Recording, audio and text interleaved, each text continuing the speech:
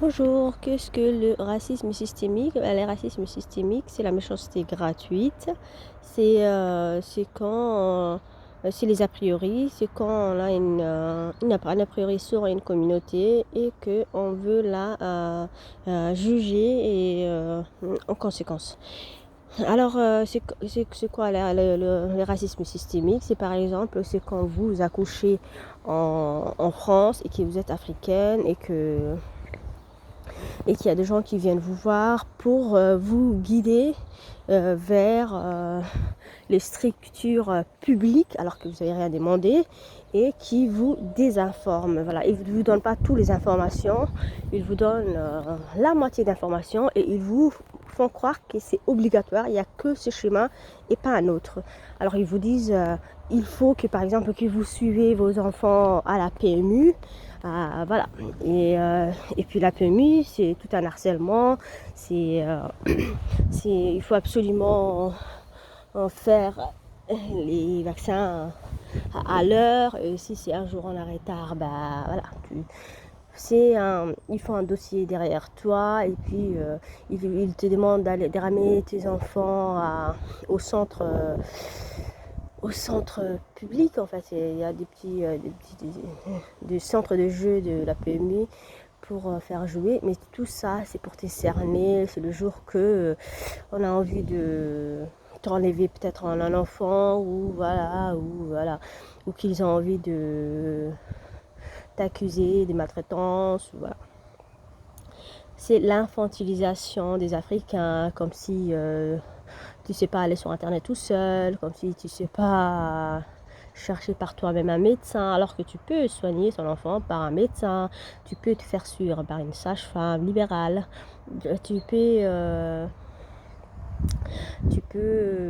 par exemple, ramener tes enfants dans une école privée si tu as le moyen. Et bah non, en fait, eux, ils veulent juste te dire, oh, il y a des oiseaux, j'adore. Il y a, là, ils te font croire que en fait, ils te font croire qu'il n'y a que ce chemin et pas un autre.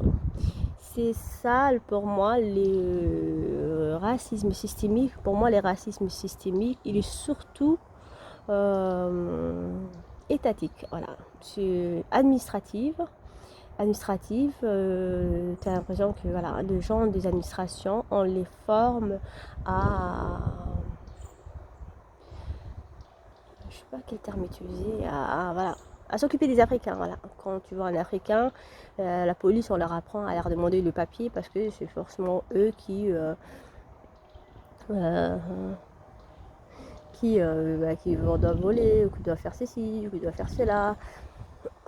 Et quand je dis africain, mais voilà, il y a les maghrébins dedans aussi, hein, parce que c'est des Africains, même s'ils sont plus clairs. Voilà. Et je mets tout le monde, surtout, voilà, moi je parle maintenant pour les Africains subsahariens, les gens qui sont foncés, des marrons de peau, foncés. Et c'est ça, pour moi c'est ça, et c'est le fait que, par exemple, tu veux intégrer une association, c'est le fait que, à des gens qui vont être maladroits, qui vont te dire, qui vont te poser des questions qu'ils ne posent pas aux autres, voilà, qui vont te dire, ah bah non, qui insinue forcément la malhonnêteté, voilà. Et je pense que la malhonnêteté, elle est bien sûr pas seulement africaine, elle est universelle, mais je comprends, c'est souvent des gens qui, un peu comme partout, des gens qui sont méchants, qui sont pervers, je parle dans la société, qui vont utiliser ces codes, ces propagandes haineuses qui passent souvent à la télé, qu'on leur dit, voilà, telles communautés sont comme ceci, comme cela, qui définissent les gens à leur place même. Et les gens, ils vont utiliser ça pour, pour poser un peu leur supériorité, pour tester, voilà. Et c'est quoi encore la Le racisme systémique, bah, c'est quand par exemple tu vas dans une école et tout le monde se parle naturellement, tout le monde fait les copains naturellement et sauf avec toi. Alors, tu vois, tu as un ami, deux amis d'exception, mais tout le monde ne te dit pas bonjour naturellement parce que voilà, tu es différent. C'est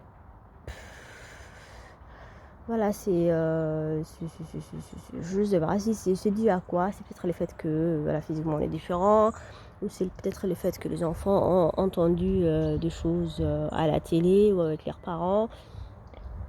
Voilà, pour moi c'est ça le racisme systémique, c'est un racisme de l'histoire qui est posée par les médias. C'est un racisme médiatique pour moi, surtout. C'est une haine propagandiste.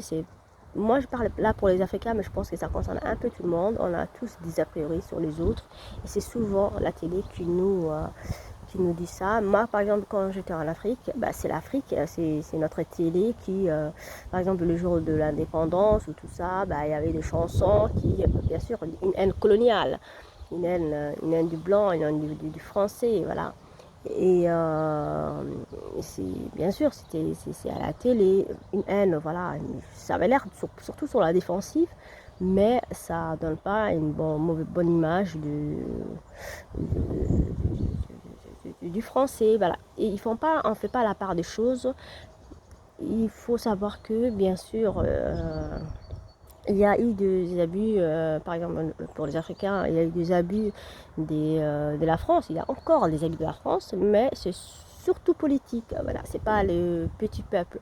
En ce qui concerne les petits peuples, bien sûr, ils vont utiliser les petits peuples. C'est sûr, les gens qui vont venir faire la guerre en Afrique, bien sûr, ça va être les, euh, des jeunes qui vont payer des sous pour sacrifier leur vie. Mais le gros, le cerveau de l'histoire, c'est quand même des gens qui véhiculent des idéologies et c'est surtout et avant tout matériel, c'est surtout et avant tout financier. Voilà. Si on va vouloir dominer un autre pays, c'est surtout pour l'argent en fait, c'est rien d'autre, c'est pour s'enrichir sur son dos, c'est pour travailler tous ces petites mains ignorantes et profiter de l'argent. Voilà, c'est ça en fait, c'est pour détourner l'or, toutes les matières précieuses et voilà. Et c'est quoi la solution en fait? Donc, pour nous, personnes racisées, africains, qui subissons le racisme chez nous-mêmes, parce que voilà, en partant, les colons ils nous a laissé. On va pas toujours. C'est très important de savoir le passé. C'est très important. Il y a des gens qui disent ah mais les Africains ils se plaignent toujours. Mais bien sûr, c'est pas qu'on se plaint. Il faut évoquer toujours l'histoire. Mais c'est à partir de ce que tu as déjà subi qu'il faut plus subir. Voilà, on a déjà été malmenés, il faut arrêter. Il faut que les Africains se rassemblent et se disent pourquoi ce qui s'est passé et il ne faut plus que ça se reproduise. Et pour ça, il faut bien sûr, on est obligé de parler du passé. Et je pense qu'il est temps qu'on met des mots dessus sur notre passé et qu'on décide que ça ne se reproduit plus. Malheureusement, ça se reproduit encore aujourd'hui. Et, par exemple, ce qui se passe à Ngoma, en Congo, bah, il y a des gens qui sont chassés de leur quartier, de leur ville. Et encore tout ça pour une histoire de domination. Voilà, il y a une suspicion que apparemment il y a les Américains dedans qui payent des jeunes égarés pour dessous et qui tuent leurs confrères. Voilà. faut que les Africains, on arrête d'être corruptibles. Et pour arrêter des corruptibles, c'est la connaissance qui peut nous sauver. Dès qu'on a les moyens, il faut qu'on envoie nos enfants dans des pays stables, qu'ils apprennent deux choses. Tous qu'ils ont les moyens, il faut qu'ils fassent des très très très hautes études, comme les Chinois. Hein. Maintenant, il y a des entreprises qui ne veulent plus prendre les Chinois parce que les Chinois, c'est comme ça qu'ils ont développé. Ils se sont frottés avec, les dominants, c'est-à-dire les colons, les Européens. Ils sont allés en Angleterre, aux États-Unis pour faire les universités et pour sauver leur pays de l'ignorance. Et c'est comme ça qu'ils ont développé leur pays. Voilà. Et puis qu'est-ce que je vais dire encore? Je vous remercie de m'avoir écouté et à bientôt.